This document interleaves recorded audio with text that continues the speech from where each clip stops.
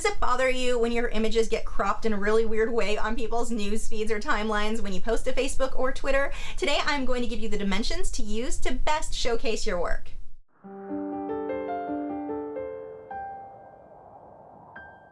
Hi, I'm Lisa, the artist behind LaCree Fine Art. I think we've all had times where our images were cropped and it didn't look so flattering, but that's just how these different social media platforms are cropping them. There is a solution to this. If you use the right ratio in your dimensions, your images will look perfect when it comes up on people's timelines. So today I'm going to share with you what those magical numbers are. Now, I have made templates for all of these sizes. They are over on my website. I'll put a link to the blog post specifically for this if you guys want to download those, and then you can just layer your images on top of it and you've got the perfect size then. Starting with Facebook, for your cover photo, you're going to want that to be 851 by 315 pixels. Now, you can go larger than that. Again, you just want your ratios to be about there. For your profile picture, it's going to show up as 180 by 180 pixels, but that is kind of small, so if you want to go larger here, that's probably a good idea. Just make sure that it's kept square so that it doesn't get cropped weird. But that way, when people actually click on your profile picture, they can see the full image of whatever it is that you want displayed. If you're putting your logo there or something with lots of text, remember, most people aren't going to be able to read that at 180 by 180 pixels. So definitely something to keep in mind. Facebook's linked images, this is what's going to show up in people's news feed. So if it's an image that you want to look just perfect, you're going to go with, I've got my notes here because these are too many numbers for me to memorize. For these, this is where you're sharing photos of your art or whatever else. You want to go with 1200 by 627 pixels ideally. Now that is pretty large, so you can make it smaller. You just want the ratio to be the same or the proportions to be the same. But I totally get if you don't want to post your images that large because it does make it easy for people to download it and reprint that, and I've had it happen. So I don't like to post things quite that large online. But if you keep the proportions the same, your images will show up perfectly on people's news feeds and you don't end up with your portrait just showing the chin or the nose.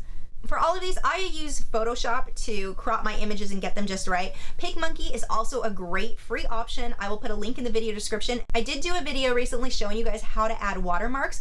I will put a link in the video description and a little card here so you guys can check that out, because a lot of the options that you would use for creating watermarks would be very similar for creating the image size that you want here. I should do a separate tutorial on that for you guys soon. For Twitter, you want your header image to be 1500 by 500 pixels. That's huge. I am not putting a single image that large out there on the internet. So what I do is put a whole bunch of smaller images of my paintings along with my picture on that. That way no single image is big enough for somebody to be downloading and printing. Well, they can, but it'll look terrible. Twitter's profile picture, they recommend 400 by 400 pixels. Again, this is not the size that most people are going to see this as. They're going to see a teeny tiny one, so if you're putting a bunch of writing there, most people are not going to see that. But the point here is that you want your profile picture to be square.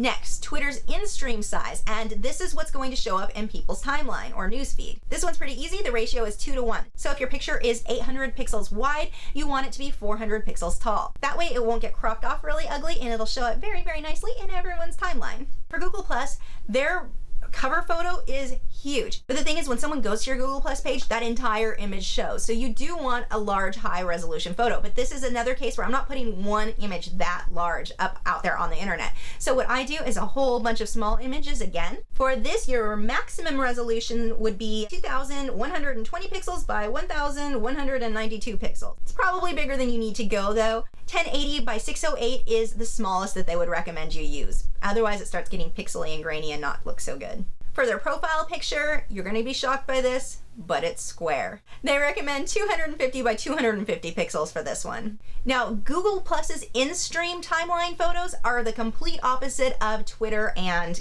Facebook. They recommend just having a large square image. But they're not going to crop your image weird on the timeline if your dimensions are not square. All of the articles I've read on this, the experts are saying that you will get more engagement if your image is taller than it is wide. That way your artwork is taking up that much more real estate on people's timeline.